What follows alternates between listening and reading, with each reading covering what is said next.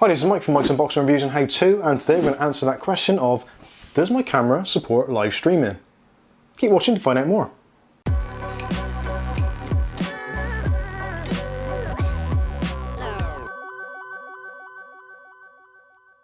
Okay, so on today's video we're going to go through some of the things for troubleshooting, fault finding, or even just a fact finding mission to see if your DLSR or mirrorless camera, or maybe your compact system camera, will actually support live streaming to certain services like YouTube, Twitch, all those kinds of things.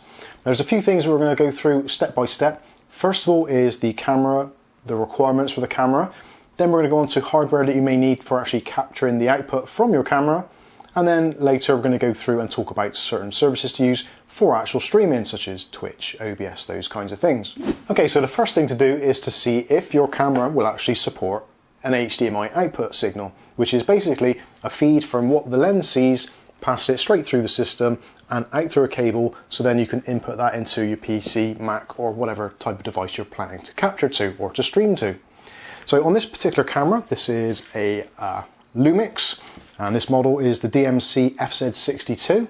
Now this on the side actually has a little flap which you can open up, and inside there is actually an HDMI port. Now this one is actually a mini HDMI. There are three main types of HDMI port on cameras. Generally you've got your full size HDMI, you have your mini HDMI, and you have a micro HDMI. Now you'll have to look at your individual camera to see which particular one you've got, or if you've actually got one at all. If you haven't got one, then there's a very strong possibility that you won't actually be able to live stream with your camera. But potentially all is not lost. Some cameras will actually support streaming facility, or like a webcam kind of feature, just by using a USB connection. So you may need to go to your manufacturer's manual just to see if that is a possibility. So we've got our HDMI port. Now the thing to check now is to see if that HDMI port has a couple of things. The first one is to make sure that it's actually a live port.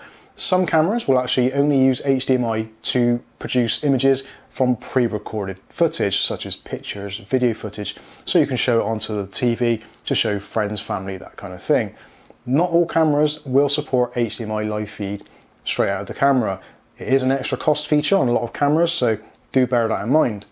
Another thing we need to work out is also if the HDMI feed is going to be a clean feed. Now what I mean by clean feed is, if you look at your camera and look at the panel when you're actually filming, normally there'll be all sorts of pointers, graphs, mic inputs, all those kinds of things, ISO levels, that sort of thing, which will be littered around the camera display.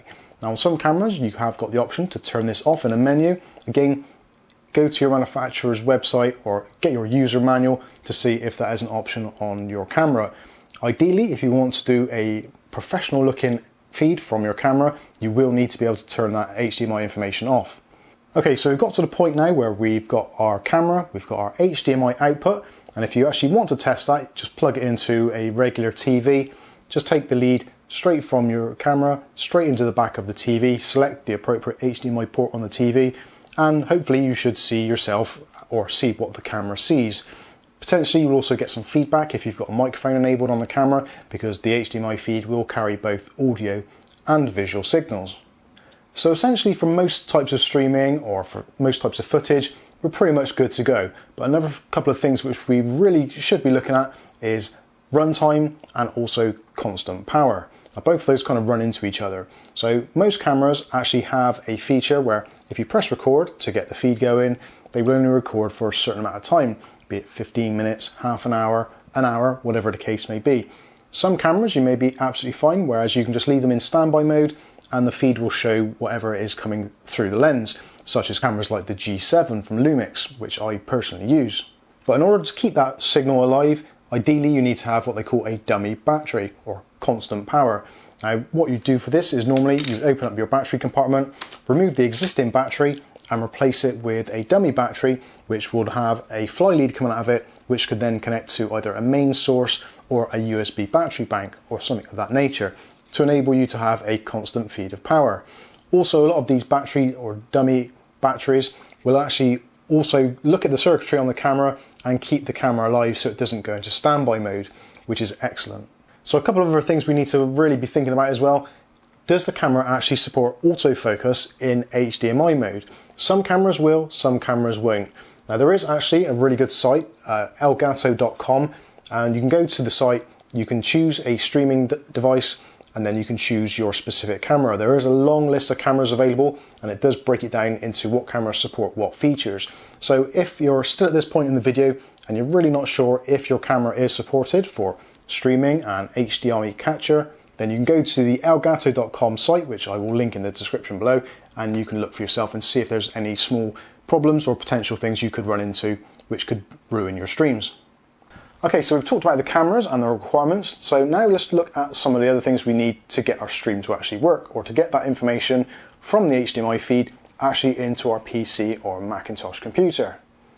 So most capture devices come into two pretty much distinct categories, internal and external. Now on the desk here I've got two examples of external models. This is the Elgato HD60s and this is the Ripsol from Razor. Both of which fantastic devices, more catered for streaming rather than live streaming, but the effect is essentially the same. They still give you the same functionality. Internal models will generally go inside of your computer or inside your Macintosh and will be normally connected to one of the PCI Express ports. These generally tend to be a little bit more fiddly, as you actually have to open up the case and install the card inside the case, whereas the external ones generally are very easy to use. Using either a USB 2 or a USB 3 cable, you can simply plug them into the PC or laptop of your choice.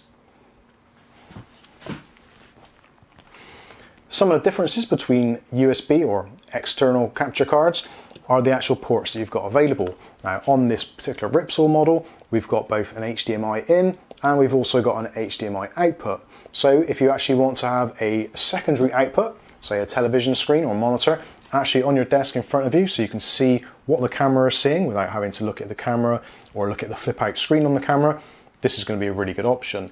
If that isn't really necessary for you and you just literally want to have a live feed, then something like the Elgato CamLink is a perfect solution. The CamLink is a very small USB device, can be easily transported around and just has a single HDMI input.